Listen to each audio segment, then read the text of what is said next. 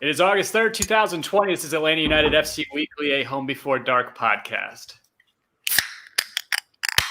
I just cracked open a second one, even though I already had one sitting here, just for the effect.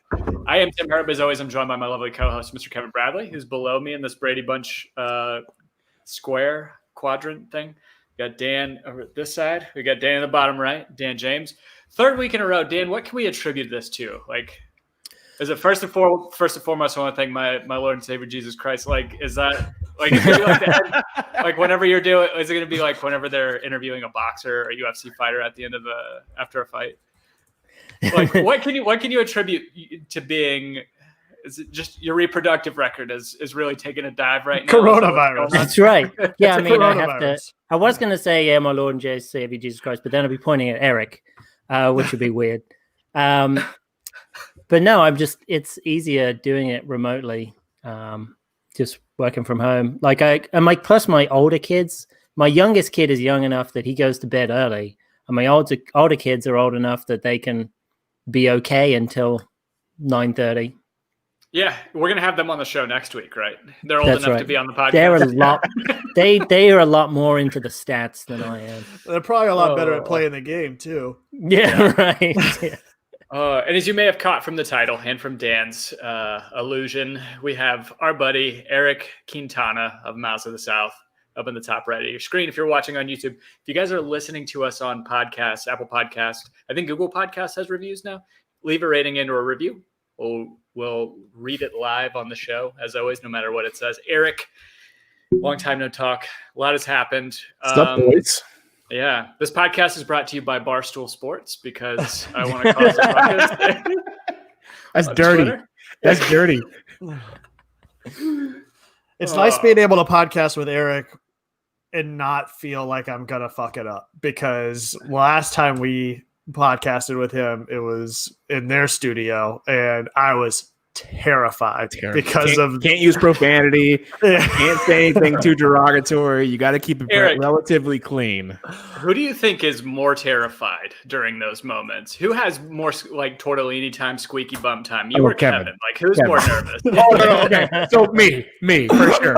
Because look, I on regular occasion, especially with the radio show, I'll go back and listen to the actual on-air content to make sure I didn't say anything that I wasn't supposed to say or drop an F-bomb. There have been times where I, in my head, have made up that I dropped some either shit or fuck or whatever, and it never actually happened. But I can convince myself, or I got so anxious about it that I had went back and listened to the whole thing all over again.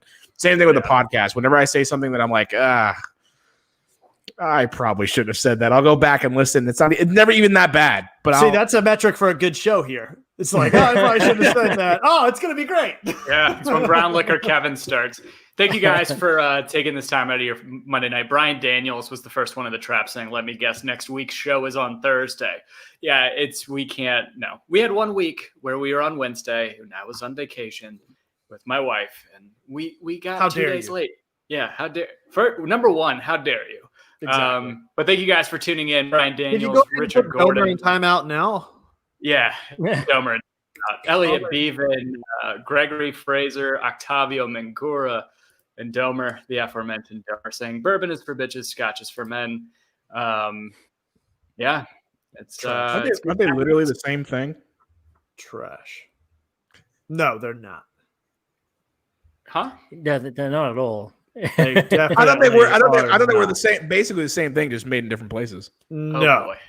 No, it's the whole mash bill and certain ingredients as well, plus the barrels and water. Completely different. Listen, I don't know my bourbons. I don't know. Eric's done. All right, Eric, thanks for joining us tonight. We'll see you next time. That's like saying Venezuelan and Colombian arepas are the same thing, right? It's just slander. Right? Exactly. Yeah. Wait, they're not? No. Corn and flour tortillas are the exact same. Yeah, exact same. They're all tortillas, right? What's everybody drinking on tonight, Kevin? What do you got? Busted out the old medley tonight. 12-year, medley. Same mash bill as Wathan's. Heavy corn mash bill. 12-year. So is it sweeter? Yep, sweeter. Not a higher proof either. It's only 86 proof. So nice. Nice. Gregory Fraser. I can't with take that the high proofs anymore. Yeah, got I do like Stag Junior though, man. Stag Junior and that Elijah Craig barrel proof. I'd like it every now and then just for a nightcap. Well, I don't. I'm not. It's too rich for my blood, Kevin. I can't get the Stag Junior. Okay. Okay. Fine. Dan, how about that? Gregory Fraser popping, like, he noticed you sipping on it, I think.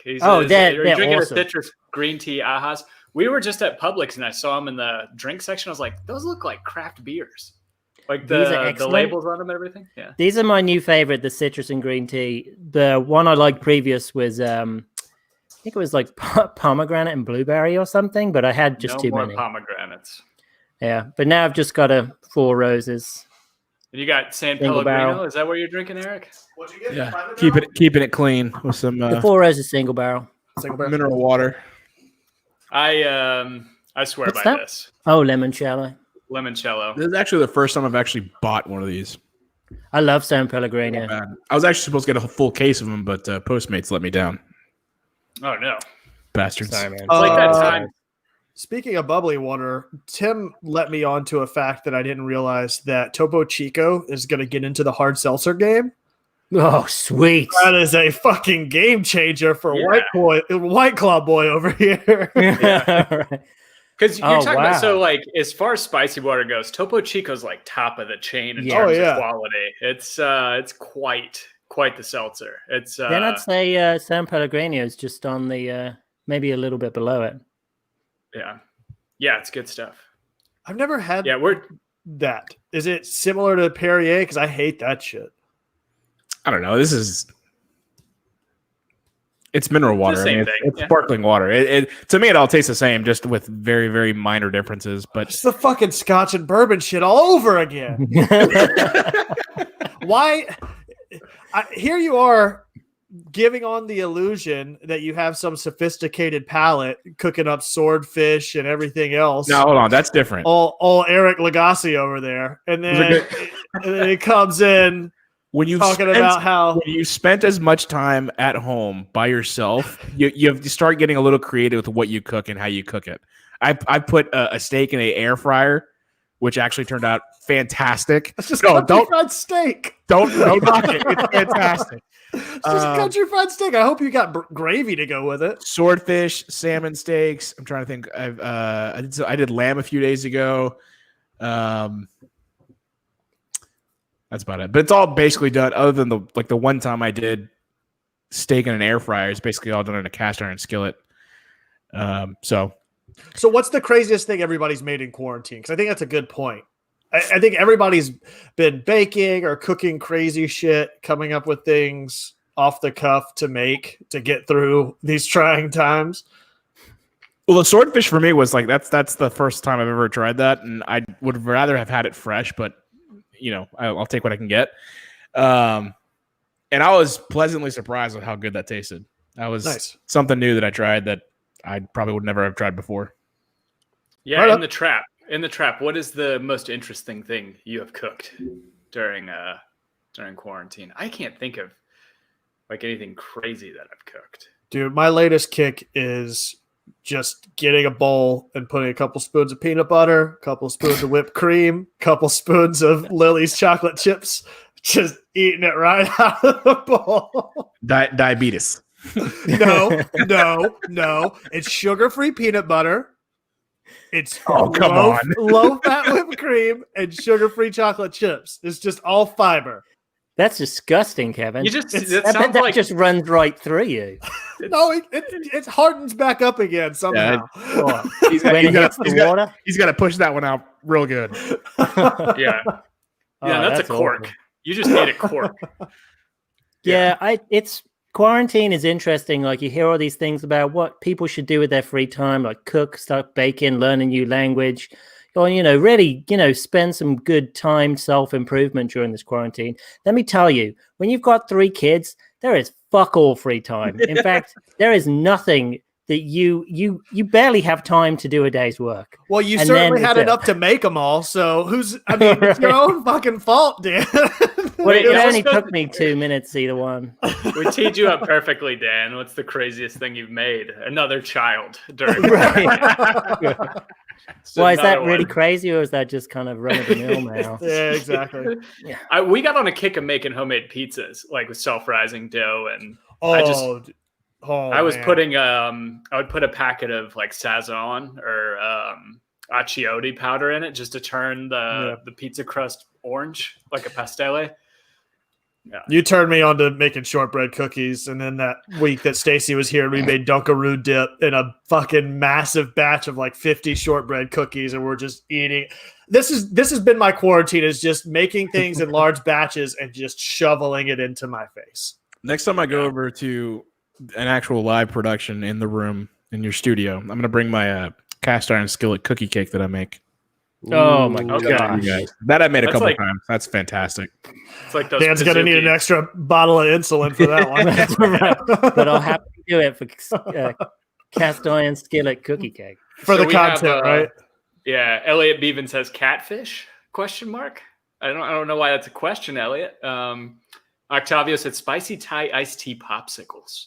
Whoa, okay. That's interesting. That's next level. Domer vegan. Talk about next level. Domer Midas with Domer Lagasse. We got Domer Batali, right? Vegan pasole with pinto beans instead of chicken. All right. Brian Daniels. He didn't say that was just out of a Prego can, but whatever. Yeah. Brian Daniels is a hot pocket. Brittany S. Enchiladas. Richard Gordon said 2 kids, but exactly. It's only been 6 months and he's already made 2. How is that even possible? What's your secret, Richard? I think Chiefs coach Steve says homemade pizza is the thing, and that's correct. I will say I have been eating a lot of tacos lately. Yeah, those are easy to make. Oh, man. by the way, I'm disappointed in you guys for not taking me up on my challenge, this hot sauce challenge thing. Oh, I'm totally I'm a down. pussy when it comes to hot sauce. I'm totally down. I just like flavor. I like the Cholula and then some sriracha, and that's about it. I can't go much hotter than that. The problem I have is I didn't know which ones you had gotten because I didn't store run to do it. Oh, well, that's the thing. So you're probably not gonna be able to get these in the store. Not even at Buford Highway? Not even at Buford Highway. So the ones that have you ever seen the show Hot Ones on YouTube? Yeah. So I'm getting the season 12 lineup for that. Do you just order them off Amazon or something? Right, yeah. So they come in like a whole. They sell them as a packet. Oh, they do? How much are those? I think they're like $60 for all of them. They're expensive hot sauces. Okay, I think we should do a maybe we just do a special show where we all get on here and do it at the same time. There you go. Done. I like it. Yeah. I know Tim and I are definitely down though. I will say what the is the best hot sauce? The last dab was incredibly disappointing. The last dab is really good, but not nearly as hot as you'd think. I've heard Da Bomb is the worst one out of the line. So Da Bomb is pretty bad. I think it's the one right before Da Bomb. I think it's usually Mad Dog. That's the one I tried that you get that's the one that the YouTube video was basically reacting to. And it was that one hurt a good bit. It didn't make me cry or anything, but it made my friends cry. A few of my friends, they cried after that one. But that one was the one that really got me. All the other ones that I've tried are more than fine. The last dab I put like on tacos the next day just by itself because it was that good. Okay. So yeah, we'll definitely have to do that. What is the best hot sauce? What is everybody's favorite? What's your go-to, Kevin? Come back to me. I know what it is, but I can't think of the name of it. Tapatio. Got it. Oh, okay. I like that one. Yucateco. Is it Yucateco? Hold on. Oh, and I've actually been on Kroger's private selection. They have a mango habanero. Yeah, El Yucateco. I'm a big fan of right now. El Yucateco is my go-to right now. That one's pretty hot too. Not crazy, but it's pretty hot. Dan said Cholula. Like Ketchup Cholula. for Dan. Ketchup. Basically. Mix some mayonnaise in there. Gross. It's your fancy sauce. Oh God, that's yum yum. That's yummy sauce at a Japanese restaurant, right? No, right. it's not. Yeah, it is. No, it's either that or siracha. Like a Frank's guy, right? I like Frank's. I love the taste of cayenne sauce. Like my problem with a lot of the hot sauces is not the heat. It's like it has no flavor to it. Like a lot of the habanero ones are just so disappointing because it's nothing but like grassy heat is all it is. So the bomb that Kevin was referencing, that one is just it's just heat, no flavor. The Mad Dog 357 that I was talking about earlier, that's the same way, just a lot of heat, no flavor. The reason I think that Last Dab is not nearly as hot is because it actually does contain a lot of flavor. On top of the fact that the Mad Dog and the Bomb, those are extracts of whatever peppers they're using, versus Last Dab and some of the other ones are more like natural ingredients that include the flavor and kind of counteract each other a little bit. It doesn't stay in your tongue as long as the extracts do. And I think the extracts actually like cut into your tongue a little bit, like micro cuts or whatever. Oh, wow. So yeah, that sounds terrible. Sounds great. Can't wait. It's fantastic. We're going to do that show, and Dan's going to shred it up for us. He's going to do an acoustic set to end the show tonight. That's right. Yeah. I see your guitar in the background. So wait, that extract is like a skull where it has like fiberglass in it, and it cuts into your lip. So you I forget exactly how it works, but I know that I think that's what it does. I might be wrong. Someone fact check me on that, but I'm pretty sure like the spices it's some kind of micro cuts or whatever, or micro burns. I forget what it was, but the reason it stays longer is because it's an extract as opposed to natural ingredients or whatever. It's like a concentrated form. Right. Yeah, that sounds just terrible. That sounds terrible. Why would you do that to your body? Yeah, I don't know. It'd be way worse going out. Yeah. The reason I started doing all these hot sauce things is because I love the show. I got to eat ice cream beforehand. You got to soften the blow.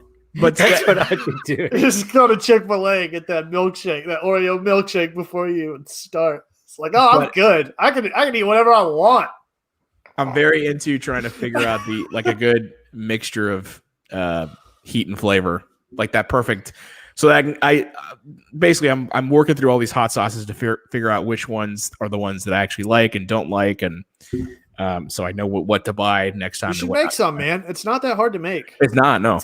So Eric, so I'm a big flavor guy, so I prefer flavor over heat. But does it just add something to the food like a texture would? It's just like another sensory thing, or because I just don't get some people why you'd want it that hot. Exactly. Like, why do you want it that hot? Well, it's also the capsaicin gives you a certain stimulus, right? Like, doesn't it release some sort of chemical reaction in your brain at a certain point? That's what I've always heard with the capsaicin. Anyway. I can't explain that aspect of it. I don't know why I like it. I just do. I have some sauces in there that aren't that hot. I've got one that's like a pineapple habanero that isn't hot at all, but it's got this nice, obviously a pineapple type of flavor to it with enough heat where it's not it's not even close to you're barely going to notice it. Yeah. But it's just enough to make it not just a pineapple sauce. That's how that mango habanero sauce that I've got is too. Very similar. Well, but I can't explain why I like the burn. Interesting. We're 18 minutes. Great show, guys. And we're just trying to avoid talking about Orlando winning again, I think, is just the main thing here. It's just another. Time out. Well, let me ask you guys. Wouldn't you rather them win this tournament and lift another trophy to no fans? Because that would be the epic. Yeah, sure, you can have this one. Go celebrate. Go lift your trophy. Go do your thing in a stadium that's completely empty. Have fun. Oh man, this meaningless tournament that no one is going to remember after a year. Oh no, they will. They'll remember it like they remember Orlando USL trophies. Orlando will remember. They'll bring it up like all those USL trophies. Guarantee it. I mean, yeah, I'm not probably because if we were in it, I'd be all about it. But as we're not, I am. I've been enjoying having soccer to watch. But otherwise, it is. I mean, I hope to God we don't have another tournament like this again, because, it is. It does feel kind of meaningless. Yeah, even more so now. You know what's more meaningless? ESPN Plus. It's a garbage fucking subscription service that no one should ever pay real money for, unless they want to watch the fights. Tim, I get it. Yeah, I can watch a Birmingham City game once every. You're the 4 one months. person. Mm-hmm. Yeah.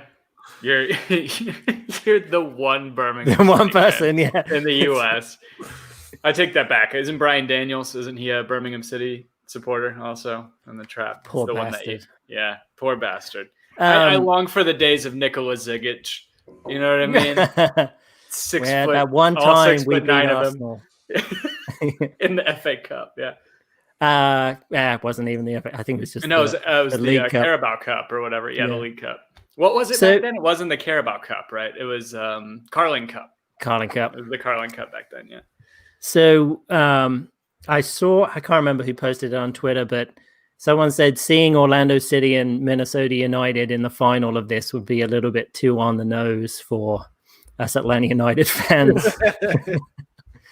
But the thing is, it could very likely happen unless Philadelphia can pull something out. But Yeah, because what's left is right, what's up is down. Like it's not. This is 2020. I mean, I would not expect Portland or Philly to make it to the final at this point, right? Because that would make sense. Like it would make sense that those teams would win. But Hold on, am I looking at this right? Philly and Portland on one side of the bracket, Orlando and Minnesota. oh, really? Yeah. I was like, Oh, what? that's they're playing right. each other. Didn't- Okay. No, it's Yeah. still Got moved the over, analogy didn't it? still holds. It's going to still somehow That's end up right. being Minnesota and Orlando in the final. That's right. I had to double check. I was like, wait, hold on. I thought that they were on opposite ends of the bracket. There's no way that Okay. Orlando, or on the same side of the bracket, there's no way Orlando and Minnesota are going to the finals. Yeah, but I guess they Unless somebody probably gets will sent home because from there'll be COVID. some COVID, yeah. Walker Zimmerman or somebody. No, not what. Yeah, Walker Zimmerman, I guess, from Nashville. Somebody sneaks in and gives everybody the Rona. So I'm pulling for Philly. So did Yeah, you watch the it's- game? Did you guys watch that game the other night? I did. I watched most of it. Yeah. What were your thoughts? I was pretty entertained. I was shocked in how good Orlando were. They were, I mean, Chris Mueller has been real good, but I kept on remembering Moutinho for Orlando. He was the guy who got red carded when LAFC came to Atlanta that one time. Yep. I think he got red carded and he was like their second red card. And it was towards the end of the game. And then I think, was it Andrew Carr? No, Romario Williams scored afterwards. Yeah, it was 4-0 or no, 5-1, 4-1, something I like think it was that. 5-0, I think. It was a drubbing. That's what it was. It was a destruction. But anyway, did you guys watch it? What did you think? No, I've watched a little bit of Orlando throughout this tournament. Again, I wanted to watch the game, but ESPN Plus is garbage. And so all I can really speak to is Orlando's success prior to Atlanta falling out of the cup and me subsequently stopping my viewing of the tournament. But dude, I've been really impressed with what I've seen out of Mueller out of everybody else in Orlando's lineup.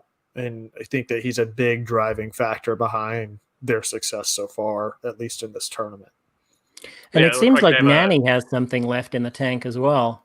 Yeah. He's been so- playing a lot better than I thought he was going to be. Yeah, I think they pointed out this was like the longest break he had in like 2 years, something like that, leading into this tournament, because he had Wow. played between a couple, I don't know if it was from the Euros to season, and where was he at? Sporting Lisbon? Or Sporting, he's in Sporting, right, in Portugal. And then he came to Orlando. And I think between those 3 seasons or those 3 things, he hadn't, like, this is like his body was just broken down at a certain point. He's getting older too, but yeah, he definitely looks good. I mean, it's dangerous we saw shades of that with Chris Mueller, right, over the past 2 years, whenever, shades of brilliance whenever he's gotten on the field. But if it seems like unfortunately, they've got a great manager. Yeah. Pareja, it's like that's like the missing piece. I mean, we joked about Jason Kreis. He obviously couldn't get anything going with this team whenever he was there. And same with Wait, who joked about it? That's still my pick, man. Still my pick. He's a proven MLS champion caliber coach. Like, why would you not want to pick him up? Hardy har har. Yeah. No, what are your thoughts on Jerks. Orlando right now, Eric? I mean, given as much shtick as we've given them over the years. Look, it's fantastic. Well, not fantastic. It is what it is that they're doing as well as they are in this tournament. It's you're gonna have this kind of uptick whenever you have a new coach and you actually like the coach and he's got some kind of a reputation behind him. So nice caveat that you just put in there. I see what you did. There's going to be, you're going to see the same thing for Atlanta United if they hire someone from South America or someone from Europe with like hell of respect in their name. I don't have the slightest idea who I'd even lean, but you're always going to have this kind of uptick of morale of the way they play. They're gonna play better, especially out the gate. Where I'm really curious is how they kind of manage this next part of the 2020 season, whatever this longer 16, 18 game regular season thing is after this tournament, how they handle that, how they handle a non-tournament sort of format. And whether this thing is something that's has the legs to see out the rest of the season. Because remember, they I forget what season it was. I think it was like 2017 where they won 6 of their first 7 or something like that. Yeah. And then they just then they lost all but one game. Yeah. So I mean, look, it's fantastic. For them, I'm talking about Orlando City fans. It's fantastic. I guess for the first time they're finally, winning and they're finally relevant when it comes to being an MLS took club. The whole world falling apart. Yeah, but I mean, these are unique circumstances. This is a certainly unique season. You've got a new coach, and because it's still relatively the same players. It's not like they made drastic changes. You just brought in someone who these players are going to play under and play for, and want to prove that they belong. And you mix that all with what's going on with COVID and this weird tournament. Good for them. Again, if I want them to win, if there's a time I want them to win, it's now, where they can lift the trophy to no one. So in Orlando. How much of their success do you attribute them to not have to play in front of their fans? 99%. I mean, they didn't have to play in front of that many to begin with. That's the true pressure cooker for them, having to play in that stadium with those obnoxious fans. You take that away, and all of a sudden they can be free to express themselves in the way they want. And right. Well, it does go to. I mean, I was kind of joking, but they've had so much vitriol thrown at them and so much unrest within the fan base towards the team, and to the fans' frustration.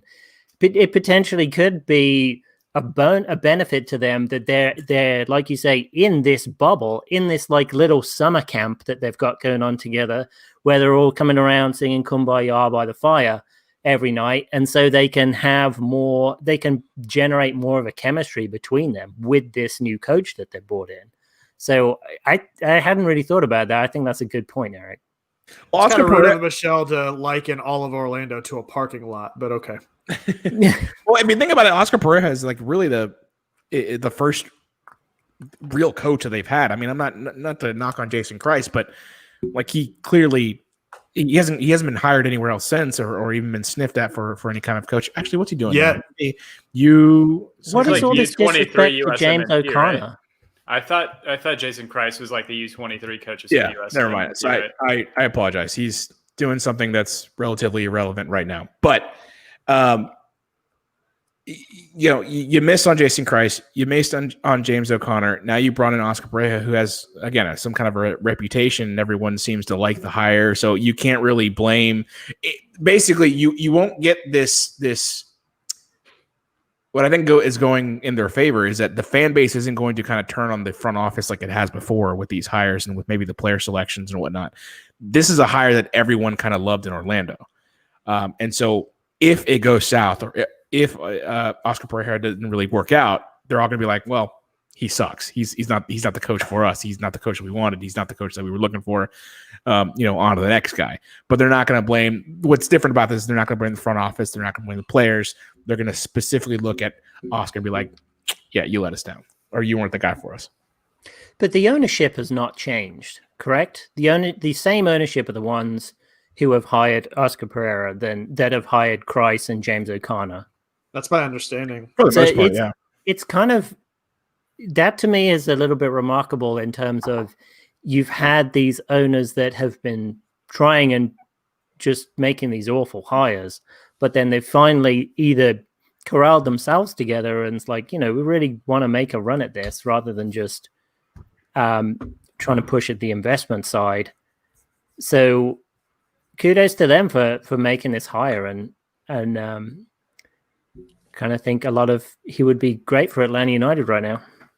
Yeah. So one of the things that I was going to say with it, I think the Orlando, actually, I mean, we're not Orlando supporters, right? We don't follow the ins and outs, watch them every week, watch all the stuff that the front office does. But I mean, looking at what they did, was that last year or 2 years ago, whenever they thought they could just splash a bunch of money for a bunch of MLS medium good players, right? Like Sasha Kljestan, Justin Miram. Like they seemed to try and fill out the roster with proven MLS guys, and it didn't work out for them. But it seemed like they were still, I mean, to that point, it's like, Dan, you talk about them like not just looking at the investment and looking at trying to win. It looked like, I don't know, I felt like that was kind of always there for them. It's just one of those things, like you see that in some sports where you try and hire 5 mercenaries on a team and it just doesn't work out for you. Like you hire, you sign a bunch of guys that are on, that are free agents and the chemistry doesn't work. And then it just kind of blows up in your face. And I think that's what happened here. I mean, listen, Oscar Pereira was with Dallas for how long? Like 4 years, something like that. The only thing that I think he might run into again, it seemed like with Dallas in all Dallas sports, is like in the middle of the summer in an outdoor stadium. Shit, in the middle of Orlando in an outdoor stadium in the summer, like shit's just gonna hit the fan at a certain point. We'll see what happens whenever he gets out of those players. I mean, so do we know what's going to happen with the regular season? I have not seen any details other than the fact that they want to have a regular season, but still no specifics. I saw that like games can start as early as the 25th, if I think I saw that right. But I don't know that they've come out with anything specific as of today, unless anybody else has. I've just heard 18 games that they're trying to get. But I have heard no other specifics. Yeah. Yeah, I heard the same thing. I think it was like 16 to 18 games, but they haven't made any kind of definitive statements as to what it was going to be as of yet. I think they're still kind of waiting to see what happens with some of these other leagues and the COVID protocol and everything like that. I think ultimately that's what they're doing now in terms of waiting. All signs seem to point that this 16 to 18 game season, regular season, which was a lot more than I thought it was going to be. I think originally we heard 9, and then we got it bumped up to 16 or 18, which great. I don't know how excited it would have been before Frank de Boer's departure, because I don't know how many more games of that quality I would have wanted to see. But 16 to 18 with someone new, with the understanding that Atlanta United is going to be a little be seen, I guess, or be coached with a set of fresh eyes. I'm excited to see where it can go, even though I know it kind of changes all over again in 2021 because they're not going to stick with Stephen Glass for the foreseeable future. So what are your guys' expectations for the rest of this season, whatever it may be, for this Atlanta team at this point? We did get the news about Cubo coming back and getting signed on with Atlanta this past week. I'm assuming you're expecting to see him play, but the social media team misfiring the whoever was put the notifications in the queue incorrectly. Yeah. Like the Cubo Torres, like I have my notifications turned off on my phone as much as I can for anything, and I didn't get it. But just seeing the screenshots pop up, it's like, oh no, somebody's getting fired today. So what are you guys' expectations for the rest of the season? I mean, his highlight tape is not great. He scored some goals. He scored some scrappy goals where he's just sticking a leg out from a cross coming over, a la sort of a Joseph Special. But Ruud van Nistelrooy made a career out of it, right? Right. So, if he can get us goals, I don't care what the goals look like, as long as the builder plays pretty. I'm about to say, hold on before you say that, because we just fired a manager based off the style of play. No, I think we fired him over the locker room stuff. I don't know. It seemed like some of the comments that were made. I mean, correct me if I'm wrong. I think the style of play definitely played into it. I mean, Darren Eales, was he not talking about we'd rather, to quote who said that last week, we'd rather lose 4-3, or we'd rather win 4-3. No, somebody on the podcast last week. Oh, Patrick. Our buddy Patrick was on. He was like, I'd rather win 4-3 than 1-0. And that's what Darren Eales said. Essentially, it's like, okay, so DeBoer could have probably, scrapped out some games and still probably met his end. I mean, it seems like we all forget that he was doing exactly that, and we almost went to MLS Cup for the second year in a row. I didn't forget that. I was saying that all last week. The fan base seemed to forget that we were playing exactly that. We were playing relatively boring soccer, not as exciting, and somehow, unbelievably, we made it. We should have probably been in MLS Cup for a second year in a row. Yeah, without a doubt.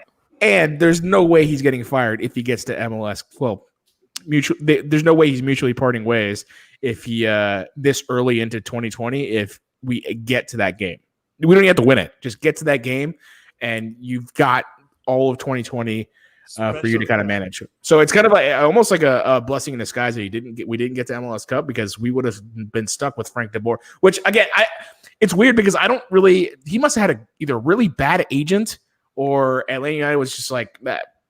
We're going to convince you to mutually part ways, because I got to think that someone like Frank de Boer, knowing his last two coaching jobs, had to have put something in his contract saying, if you hire me, you got it. There's a buyout if you fire me before the 2-year option. If assuming that it was a 2+2 type of deal like Tata.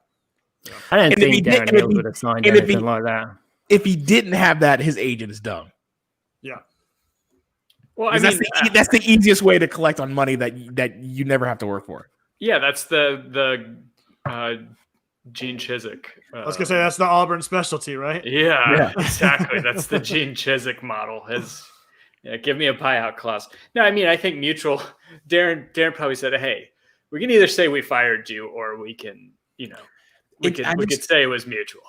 I didn't understand, because if it's a 2-2, and I think it's a safe assumption, but still a pretty big assumption. If it's a 2-2, you must have really felt strongly that it wasn't even going to be the guy to finish out the season. Obviously, that's how they felt, and they didn't even want to do this meaningless season, which, regardless of how it ends for who, it's still going to have a massive asterisk next to it, and it's going to be remembered as a weird season, and no one's going to care who the champion was, even if it's maybe that's why they did it. Maybe otherwise it was like, well, we'll just putter on through the rest of this season, and then we're going to be starting next season with him most likely, and then have to switch gears in the middle of a season that you expect to be a full run, rather than kind of getting ahead of it this year. If they saw that trajectory headed that way, whatever the outcome is this year, it seems to make more sense, just logistically speaking, for the timeline.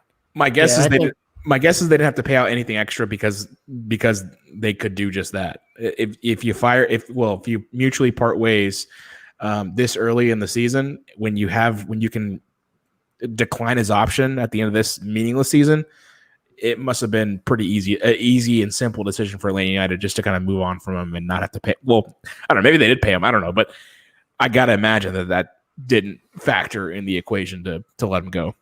I think that I think it was listener Joe Patrick, and he was talking about how, because Eales and Bocanegra were down there and were able to spend time with the team and could see the team's attitude out off the field, that it was just a bad situation that needed to get remedied. And if they'd have kept him, every game that we would play in whatever situation this season is, the fickleness of the financial market of football is your assets are gonna depreciate a lot quicker. Yeah. So I think I like the move. I think it was a good thing for them to do. I think it was decisive. And I think they did it for the right reasons. But Well, now they got like 6-7 months to go find a new coach in 2021, which is great because now they can take their time with that. They don't have to worry about doing it in a matter of a month after the season ends or anything like that. Right. Or in the middle of next year, whenever you've got a full run of games. No, absolutely. On top of that, you have let everyone know that the position is open. Yeah. So anyone that's interested, let us know. Right. Realistically, though, how much of that coaching can be done remotely? Because we still don't know if our borders are going to be opened up for international travel and all that, right? I mean, in 2021.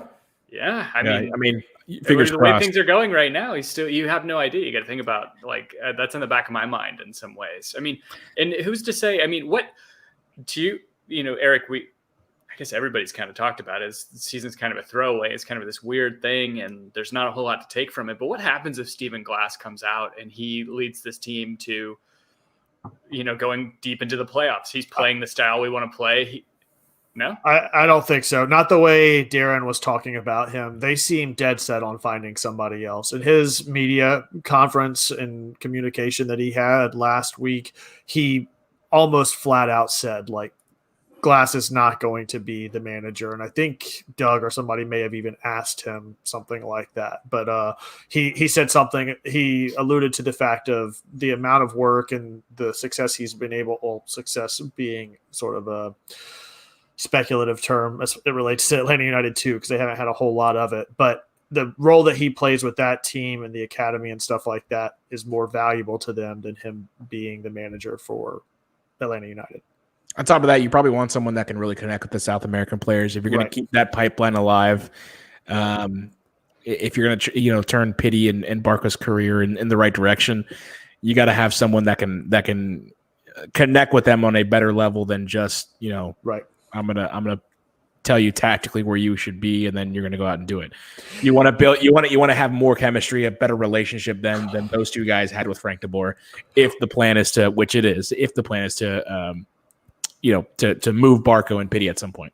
So something else that I just only thought about just now whenever you were talking about Bocanegra and Darren Eales being down at the tournament is I feel like every other team I saw some sort of tweet or MLS Instagram post or something about what the teams were doing in the bubble and all of the teammates kind of hanging out at the pool or doing this or doing that.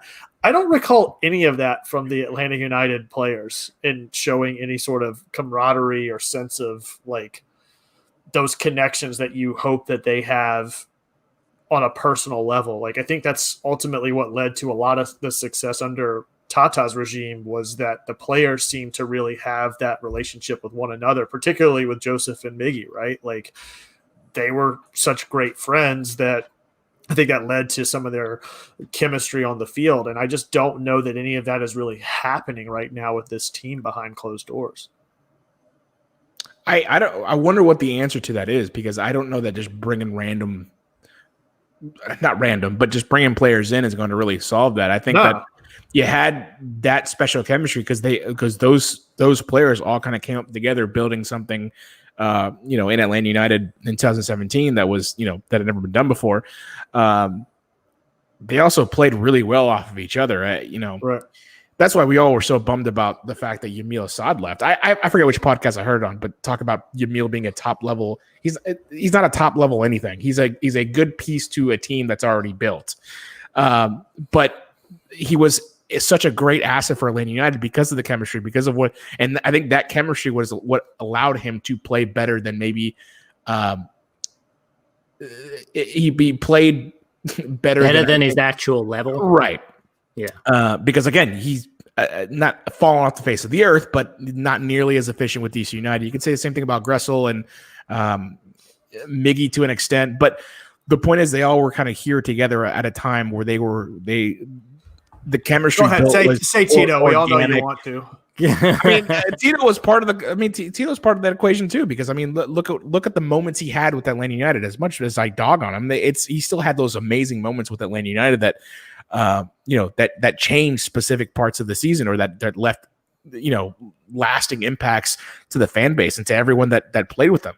But those guys have left, and you've got Pity and Barco who haven't really had that opportunity to create that organic chemistry with anyone that has turned into something successful.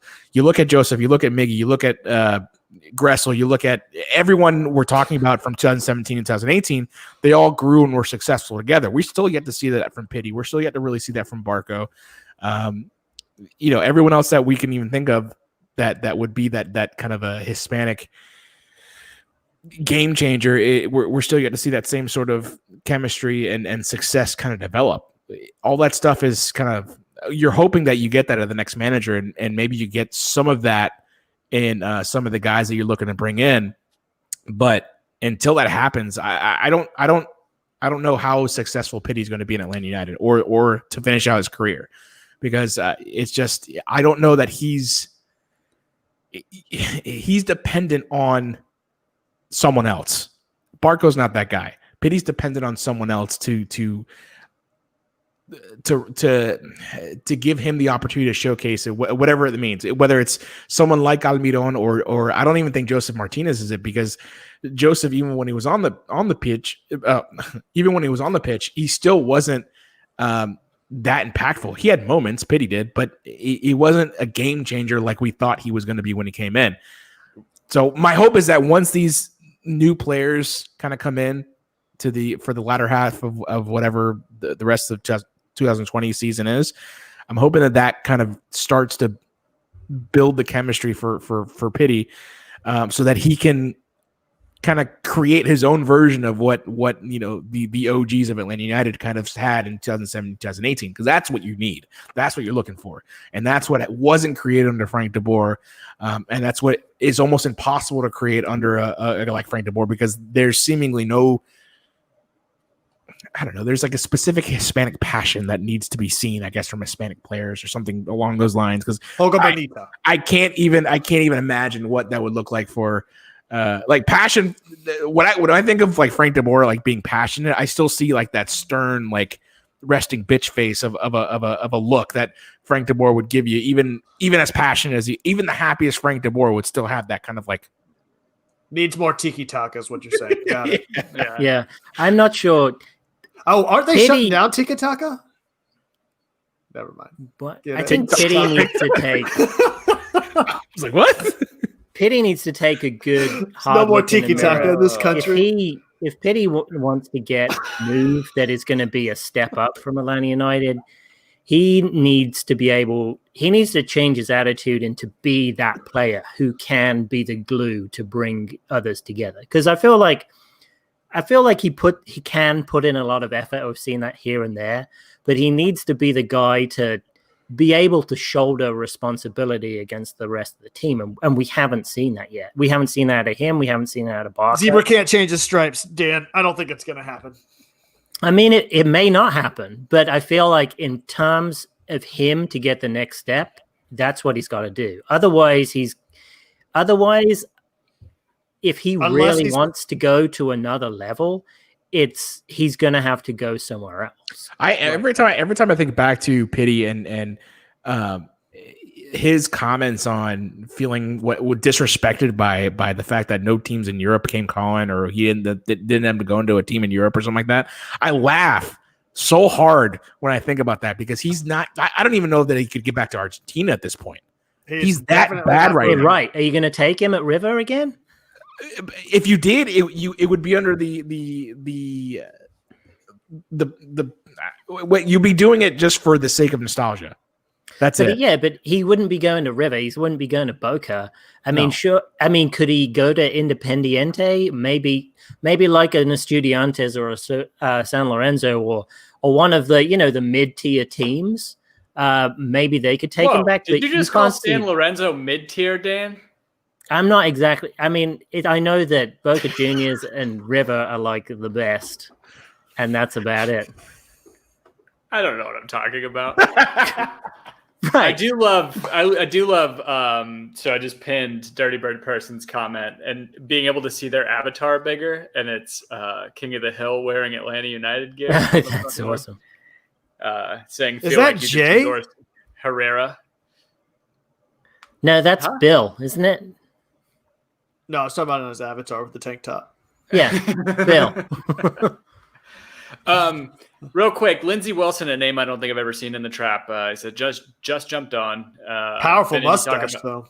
Yeah, big powerful mustache, and I think it looks like he's drinking a Moscow Mule. Just jumped in. Has there been any talk about Dam Lopez or Kubo yet, and how they fit in, contribute to the team? I do kind of want to pivot the conversation a little bit to that. Speaking of TikTok, if Tiki-taka.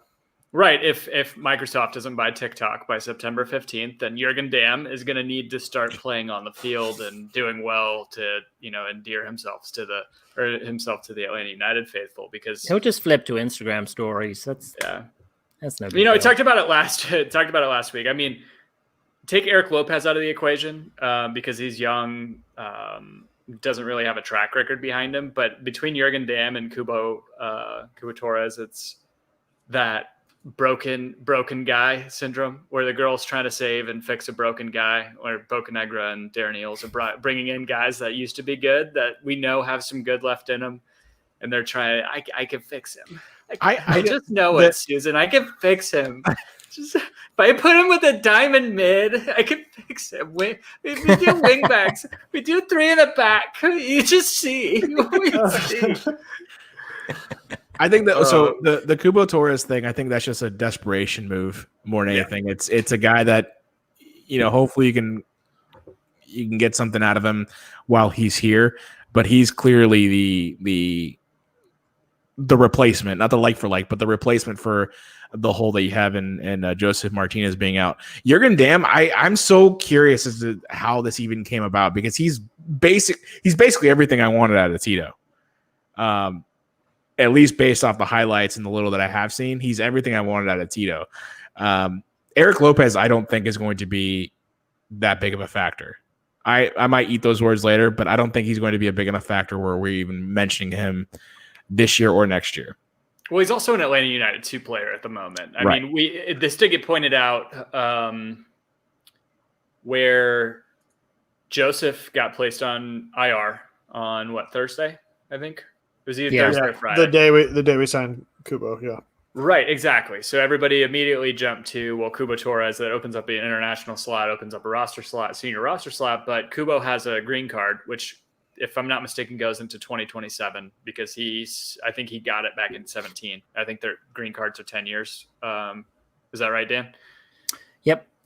And then, but that opens up an international slot, and that could lead into, because it was allocation day, right? Like what did we unlock? Like $250,000 worth of salary that day by putting Joseph on IR, and didn't it? Yeah, we got a bunch of salary cap relief, but we didn't. Putting Joseph IR didn't free up an international spot. Did it not? Was Joseph? No, he's already on a green card.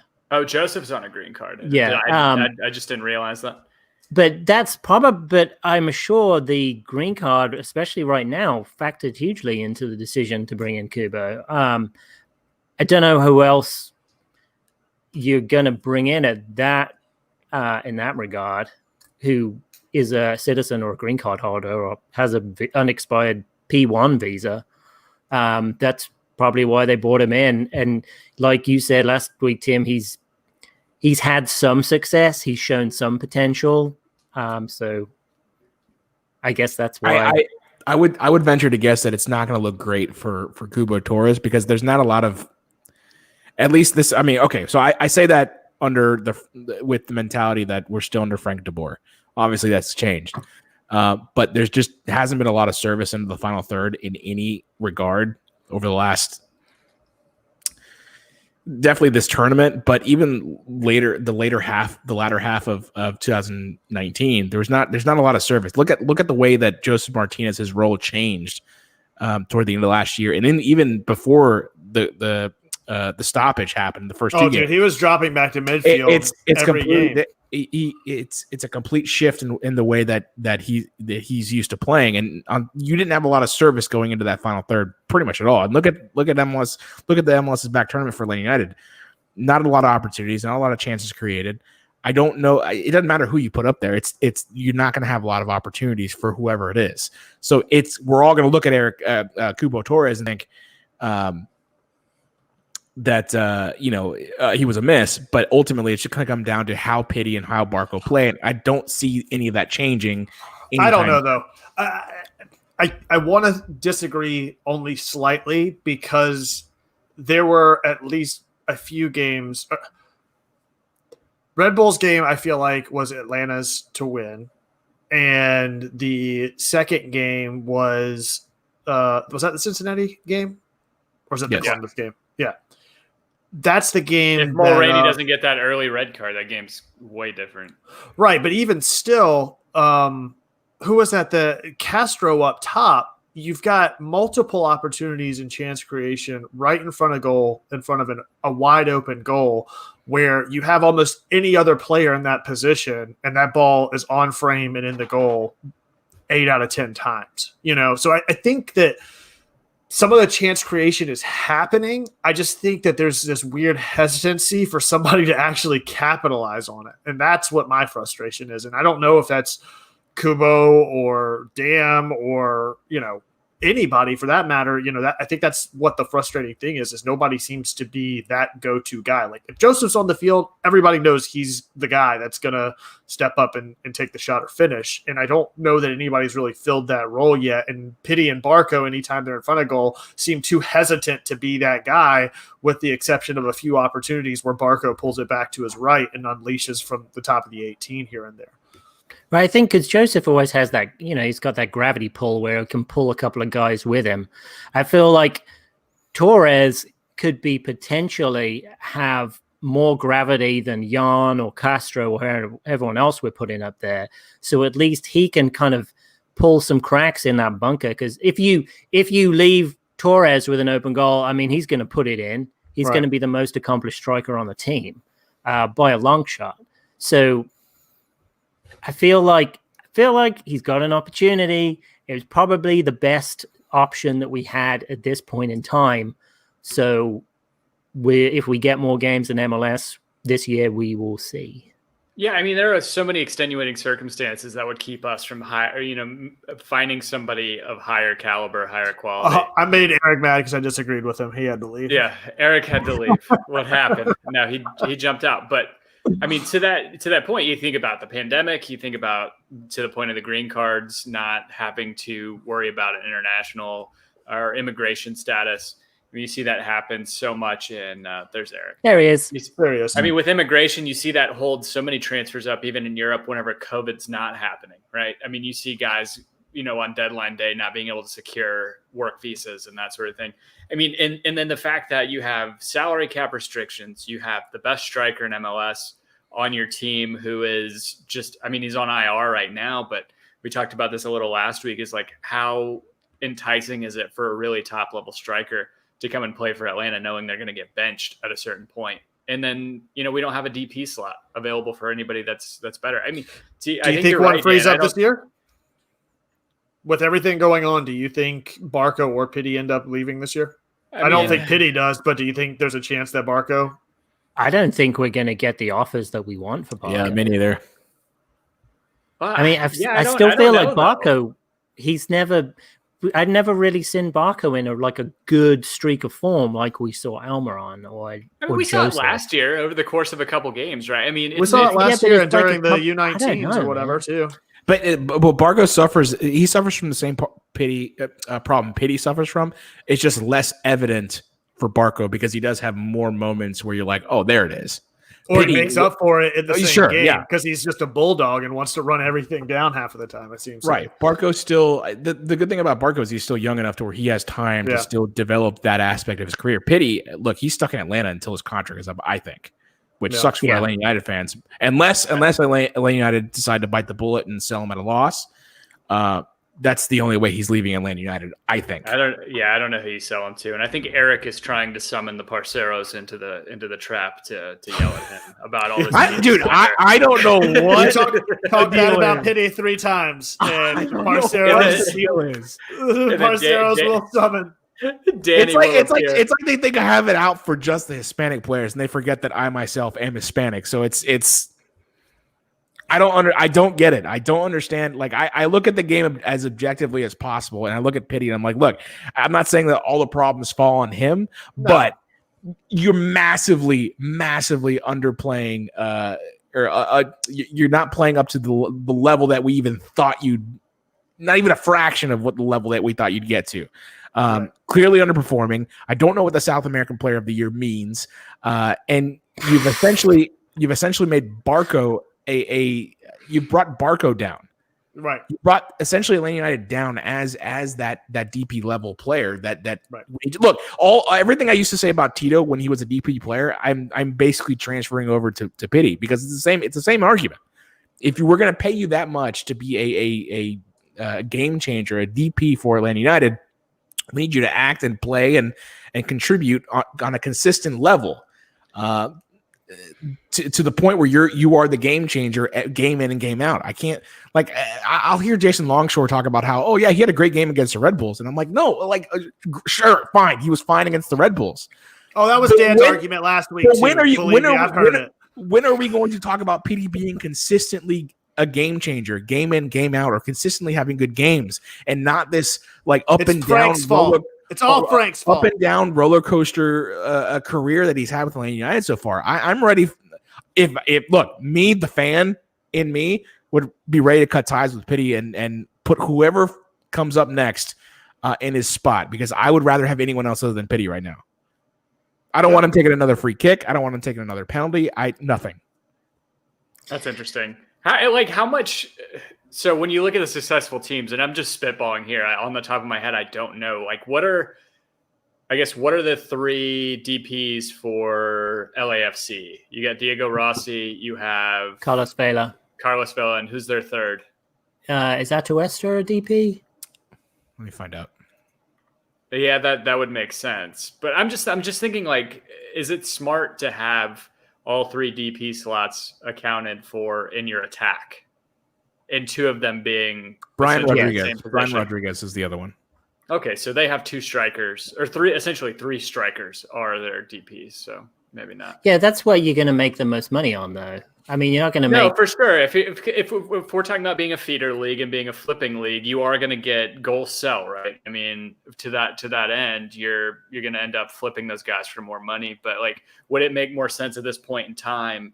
I think Greg Fraser had brought up the Jonathan Gonzalez talk. The new rumor is one, first year on loan, $10 million transfer fee. It doesn't make sense if we do move Barco or Pity to have a solid number 6 with potential to be the best number 6 in the league, probably, to take up a DP slot, to have somebody anchor your midfield like that.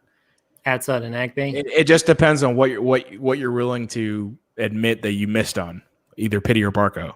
And my guess would be it's a weird situation, because you're paying Pity over the long term. You're paying Pity much longer at the moment. I don't even know what what's his contract is. I remember hearing Pity's was 5 years.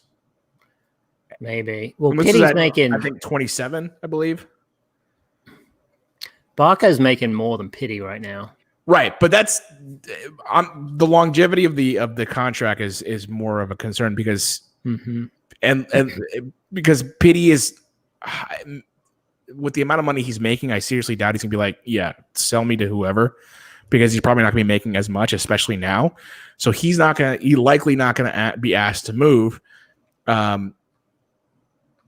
Atlanta United would essentially be biting the bullet and selling him at a loss and admitting that we missed on Pity, which to me would be fine.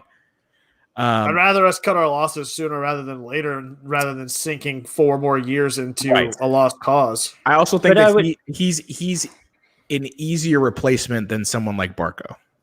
I would agree with that. because you're Yeah, not if getting you're much. gonna You're have not to getting much take- out of that. You're not getting much out of the position as it is.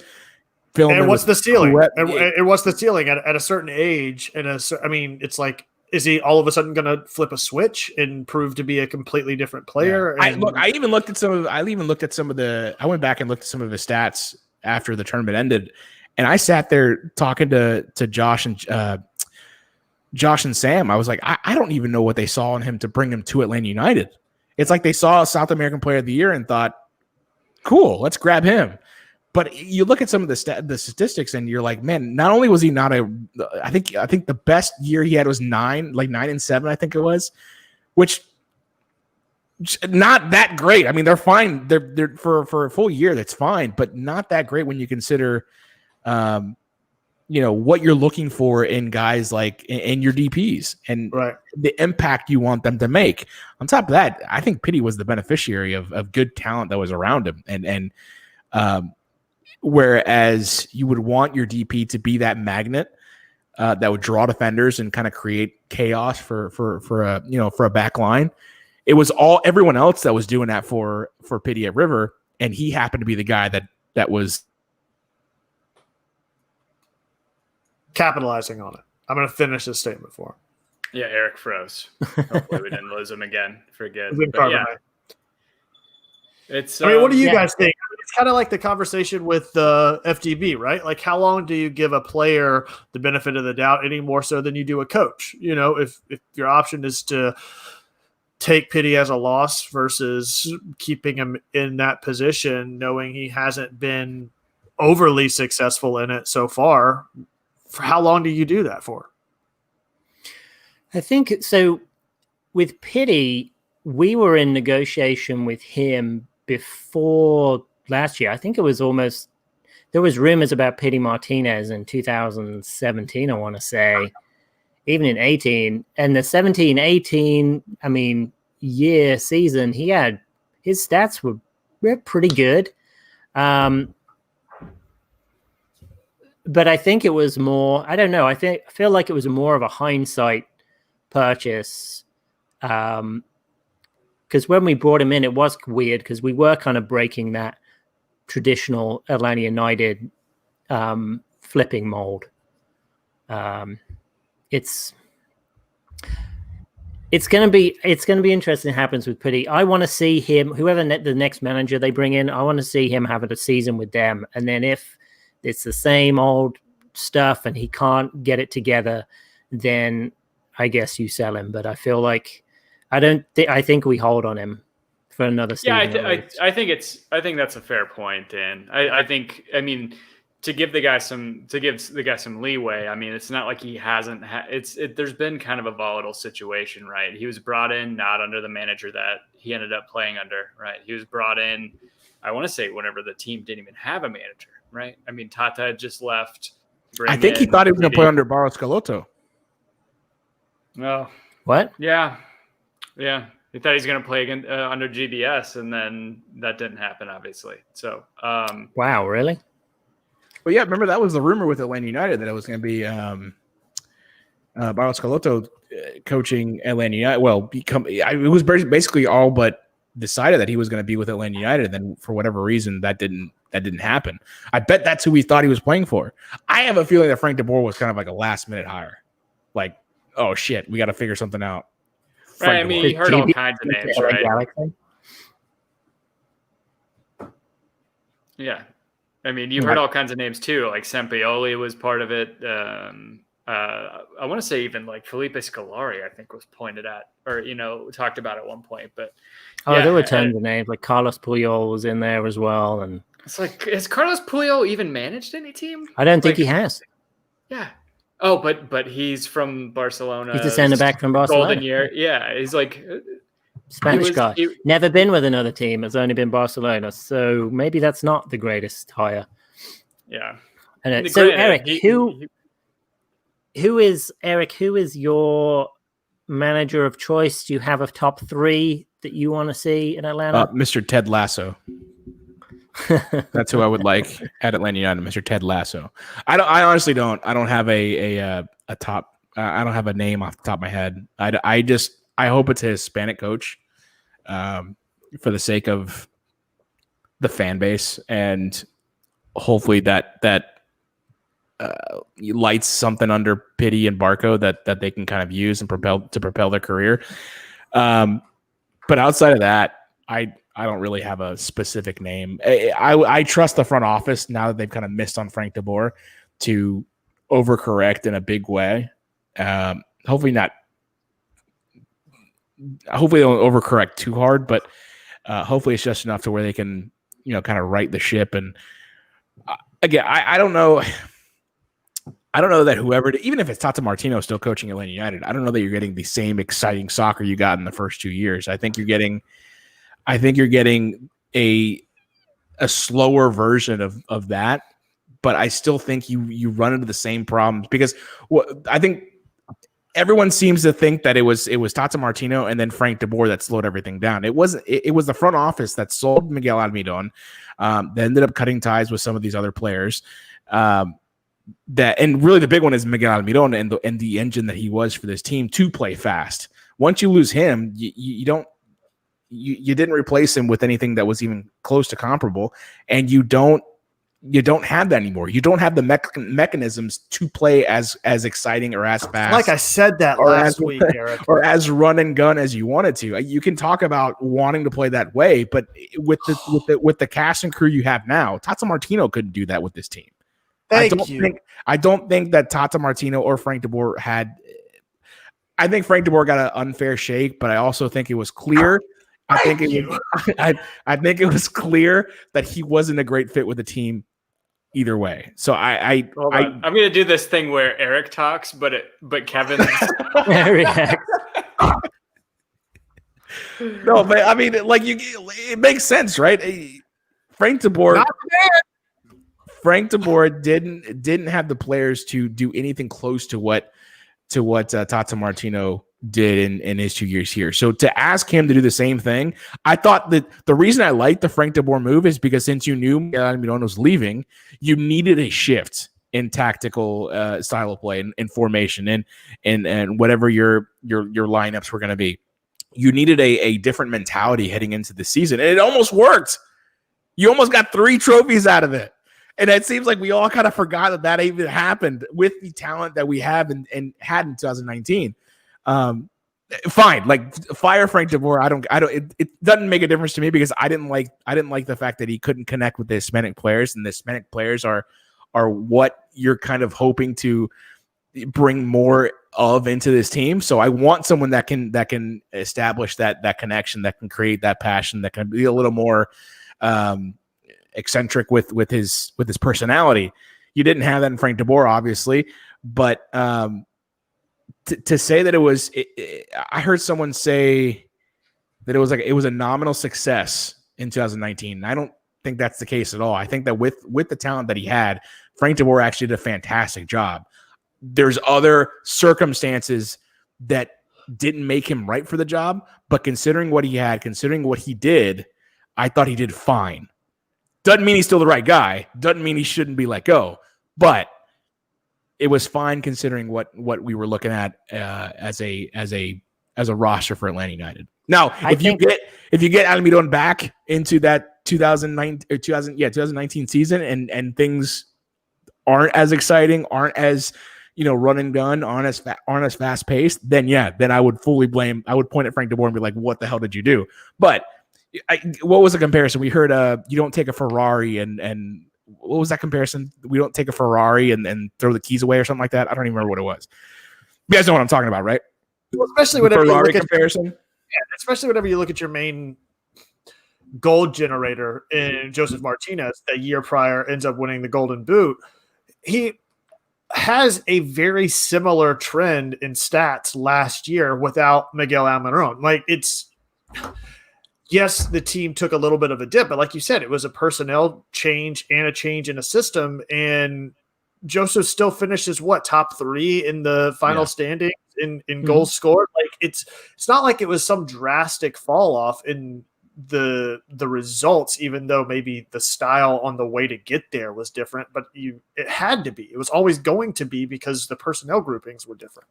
Would you guys rather have? if we had won MLS Cup, would you have been happy with that last year, or would you have still wanted exciting soccer over the course of? If we'd have just won MLS Cup, that would be awesome. You wouldn't have cared. I would be expecting the same again.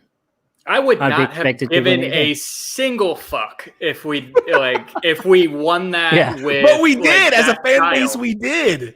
We didn't win MLS Cup. We were losing at home in an Eastern Conference final to a shitty Toronto team. By a world beater, though. Like that goal was. Timeout. We had the PK that Joseph missed. Hurt Joseph.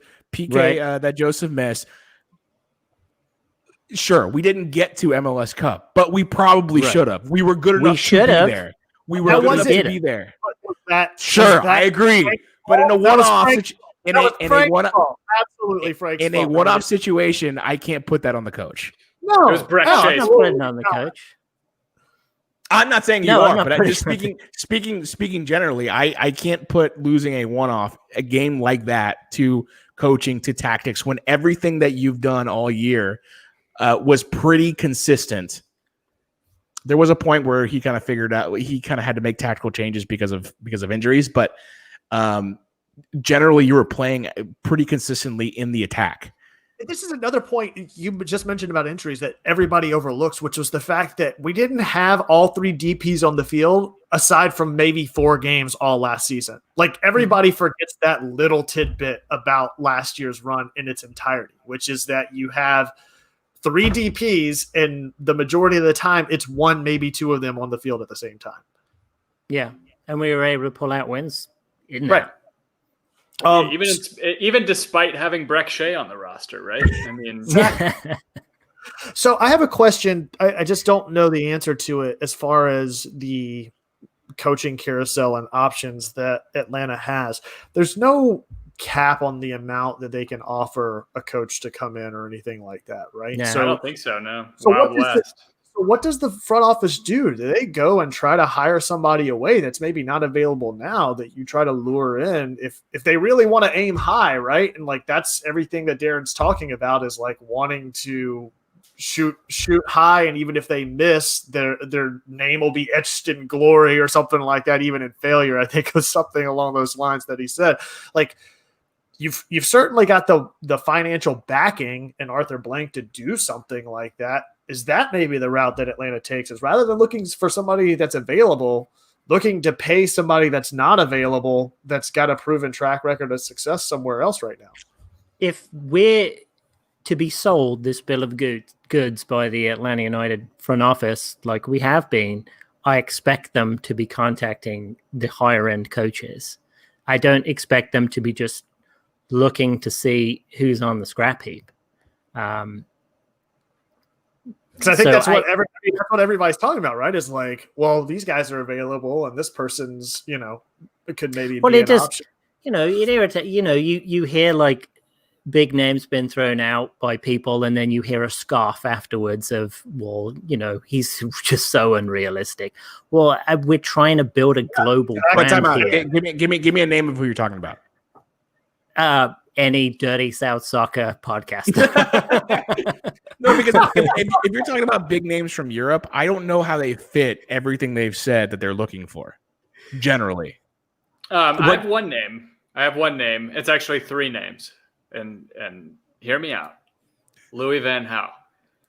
No. Says hear you out. No, just kidding. I want to repeat it, but we just. Sorry, Eric. What did you say? I missed that'd be your the comment. ultimate slap in the face. I don't see where a big name. The reason I don't think they're going after anyone in Europe, and I think they're going to stick to South America, because South America traditionally, those coaches are more accustomed to playing this run and gun style that was so exciting for everyone to watch. Not even South American. It could be like a Hispanic, just generally. Hispanic culturally, I think it makes sense for the locker room. Right. I don't know that there's a name in Europe, and I could be wrong. I don't watch nearly as much of European soccer as I do MLS, but I don't get the sense that that's a traditional characteristic of a big name in Europe. Normally, it's much more tactical. Normally, it's more what you see in Frank de Boer. It just works. So I don't see where all these European names getting thrown out. I'm like, nah, No, I doubt it. I doubt the European names. But I'm feeling like Liga MX or somewhere in South America. That's where we need to be looking, because Liga MX is a fun league. Those guys, I mean, it's not always the most stable. It's back and forth. It's shooting basically at any opening that they get. That's what I want to see more out of Pity and Barco. Stop going after these fouls. Rip it more consistently, or more consistently from outside the box. Right. Fine. If it goes 20 feet over, eventually it's going to go in. If you 6 shots from outside the box, if one of them goes in, boom, there, you've done your job for the day. Well, Barco, now your turn. That's how we're gonna get our investments to mature, is by playing that sort of back and forth style. I mean, but we want the fourth at 100%, just everybody taking shots. And we want the of back to adrenaline be all at the least time. controlled. And we want Miles we Robinson, and we want the defensive solidity that FDB has implemented. Yeah, agreed. I think we're in the best position now going into our third season, so to speak, of this team, right, under management structures, to take the best bits of what Tata instilled into the style of play and some of the more reserved tendencies of Frank's system, at least defensively speaking, to come up with some hybrid system with whoever fills that position going forward. I want someone that can beat the Red Bulls press and that can figure out a way at the same time to destroy a team that bunkers, because that's the other thing that Frank de Boer got a fair shake on. You played the Red Bulls first, then you played Cincinnati, diametrically opposed teams in terms of how they play.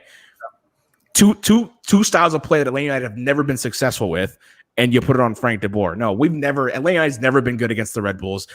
No, we I will say the traditional Red Bulls that we love so much, the high press, the not Chris Armas blew it version of the Red Bulls, and Cincinnati, a team that is going to drop all 11 guys behind the ball. That Atlanta United and most teams aren't successful against that, but Atlanta United specifically has never been successful. So to blame those 2 games on Frank de Boer was very unfair. Columbus is a different story, but. I hope the front office isn't doing that. I genuinely think that this decision came down to the locker room and an impasse between manager and players, and it was a difference that was not going to be resolved. And ultimately, once that transition's happened, it's not going to come back. And whenever you've got players leaving and walking out of training sessions, I mean, even Joseph, before he got injured, there were reports of him leaving the training field and stuff like that early. All of that kind of stuff, I think, ends up. It's not something you can come back from ultimately, and you're not going to get results if that's going to be the case. Yeah, it's easier to replace one guy than it is to replace 20 guys. Right. That's absolutely what it comes down to. Right. Logistically, Absolutely. Yeah, logistically, the business behind it. I mean, if you're Darren Eales, it's like, well, fuck, like Frank de Boer was our guy, but if that means we have to replace this many players, then we have to find buyers for these guys, and we have to go out and find replacements. Well, especially because I think it was coming off of last year where you had some dissent in the locker room. Thinking about LGP, and you see him go and play with a different team and then still make the transition back to MLS. And it's like, okay, we kind of gave you the benefit of the doubt with 1 or 2 of these guys, but now it's a repeating issue that carries over into a multiple year span. Like, we got to draw the line somewhere, I think. And whenever it gets to that culmination point to where this team is not even winning games consistently or any, projected outcome of the players wanting to play this system for him or anybody, around that management structure, you've got to do something. You got to take action. And I think that was the only thing that they could do. So any final thoughts? We're already well over the hour mark at this point. Eric, what are you thinking out of MLS's back tournament? Who do you think ends up winning it? I mean, I hope it's Orlando. I really do. I want them to raise a trophy to no one. And I want the Orlando fans to feel like proud about this moment, only to just have it shoved back in their faces whenever someone actually wins something real in the actual MLS Cup that happens after this actual tournament. because no one's going to remember this tournament. They're going to remember this as a thing that happened. It's the passing carnival before the real main event. Yeah. And then as far as your prediction for the remainder of the season, if it's 18 games, like we're talking, what do you think? How many points does Atlanta pull out of that 18 games? I don't know. I wouldn't expect too much. As much as Stephen Glass probably has like the best of intentions and is probably going to let these players just play, there's nothing I've seen that would indicate that Pity and Barco are going to get better suddenly under a guy like Stephen. No offense, Stephen Glass, but I just don't. I don't see that. I don't know. Throw a number out. 12. I don't know. Well, like, I don't think it's going to be very many. Eric. I don't think it's going to be very many. This team is out to prove something, I think, and that alone. This team is this. I think 12 is a lot. This team is disjointed. You think it's a lot? 12 games out of 18 that we win? 12 points. 12 points. I'm sorry. No. 4 games, Dan. Yeah, 4 games. Wow. The talent around this team is enough to win more than 4 games. I'm going to say 25. I don't – historically, teams don't do well under interim coaches. 4 games, though, out of 18? Historically, teams don't do well under interim coaches. On top of that, you've got you've got a Hispanic culture within that locker room that's not going to look at Stephen Glass and think, "Oh yeah, rah rah, let's play for him." I hope that's what happens, but I don't envision that. I hate it, but I also don't really. I don't know how much I really care because this season's kind of a wash anyway. What do you guys think? In the trap and Tim and Dan, how many points this season? I'd say we'd win like 50% of the games. So 18 points? No, 27 points? There you go. I would put us right around. I would say probably. Hold on. I'm pulling up the Well, this is going to be. So you're just talking about points on top of the. From those 18 games, because the 3 games we played in the group stage, that's already accounted to. Yeah. Out of the 18 games, games, how many points does Atlanta take away from it? I'm going to say 25. Yeah. You say 27? Tim, what do you think? I'll go higher than that. I'll say 32. I'll say we're what is that, like 1 3/4 points per game, something like that. Elliot Bevan saying 18. Brittany S 22. Lindsey Wilson 20. Yeah, it'll be interesting to see. Coach Steve says 27. Yeah. Right on, Coach. I think it's going to be somewhere between 25 and 35 is what I'm going to say. I will say that this is a team I haven't seen play. Well, I think Jürgen Damm could make a significant difference. I think that Cubo Torres could be a factor. I think if you get a solid defensive center mid, you bring in a solid defensive center mid that can be relatively close to what you had in Nagby, then that obviously changes a lot of things. But the team as constructed right now, what have you seen? What have you seen to think that they could do anything successful this year? I think that there's enough talent on that team, and under an interim coach, somebody looking at this team with fresh eyes may say, DP or not, maybe there's a better player than Pity to play that role. Yeah. Speaking of that center defensive mid, players right now, you're going to have to change that lineup and see what's working for this team and what's not. No, you're right. So I think that there's enough talent around this roster that starting 11, there's a couple people that you expect to see in there. I think the back line holds firm regardless of what happens from the midfield forward. But that midfield forward is fair game, in my opinion. And I think that you've got plenty of players more than capable to fill those spots. And then it's just a matter of figuring out what that mix-up is and how they integrate with one another. Yeah, we've had tons of roster turnover. We just don't know what we're going to get yet. It looks like Jonathan Gonzalez traveled to Leon tonight with Monterrey. So Johnny G? TV, Atlanta United Fan TV saying it could possibly be his last game. But we thought that whenever he posted that sentimental Instagram post last week too. Well, maybe that was his last home game. Oh, that's fair. That's actually a good point, Dan. So my last question is, out of the full roster, who has a breakout like standing and showing in these last 18 games? Jonathan Gonzalez. If he comes. No, when he comes. Wow, nice, Tim. Yeah, Close and to he's just gonna shove USSF's face in it and say, "Look at what you could have had. Look at what you could have had, you freaking idiots." Who do you think, Dan? I mean, I feel like Robinson is a safe bet. No, but it can't be defense. Nobody on defense. Nobody. Terrible pick. No. Fuck that. That's a cop out.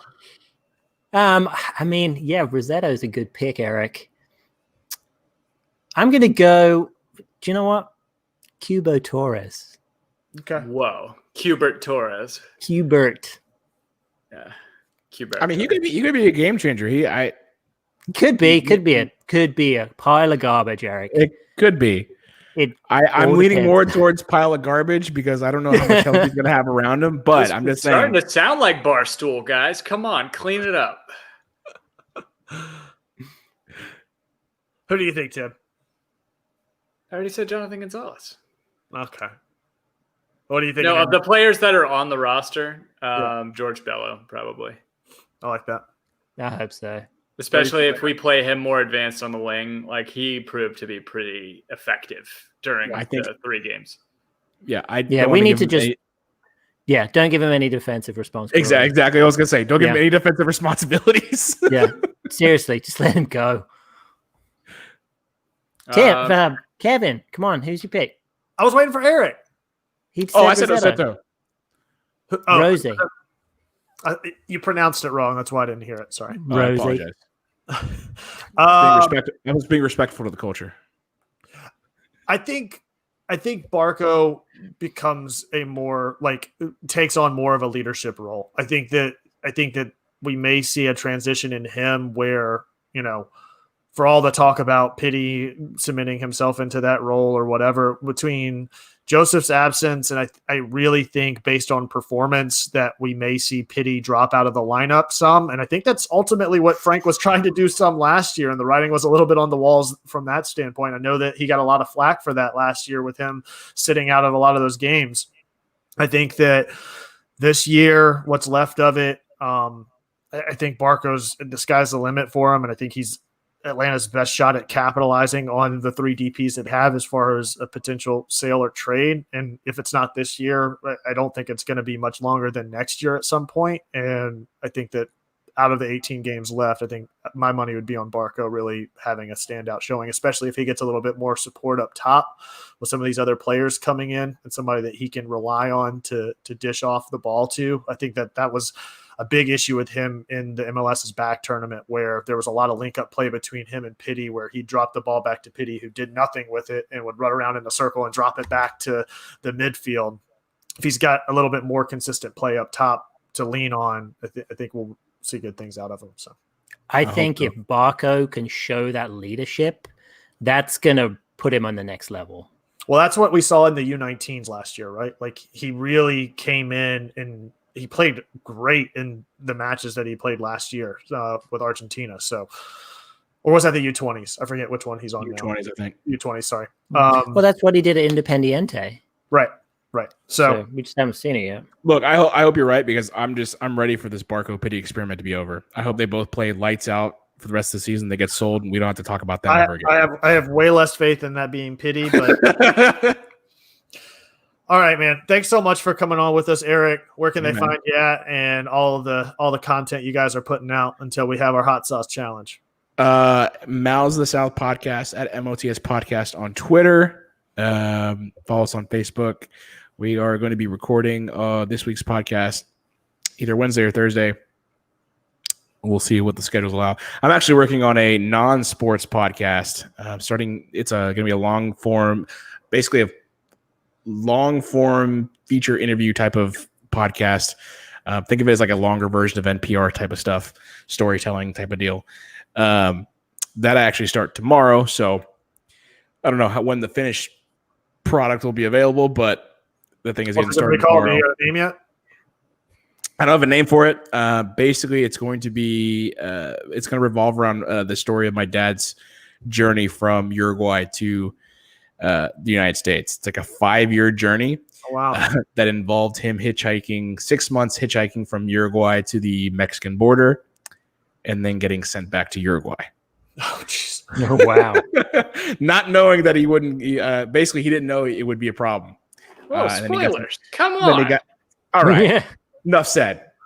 Anyways, that's it. No, I like I'm looking forward to hearing that. That sounds awesome. It's a crazy story. That'll be great. That's awesome.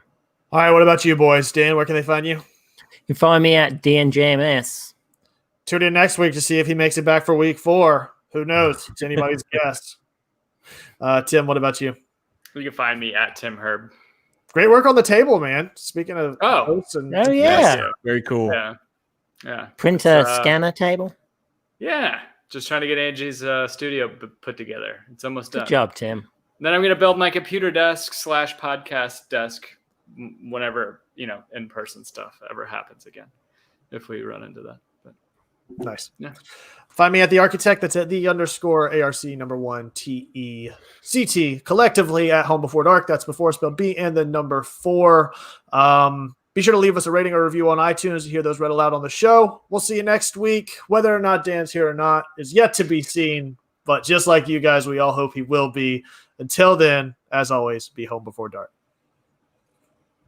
No clever thing at the end, Dan. Where are we going to go? Yeah.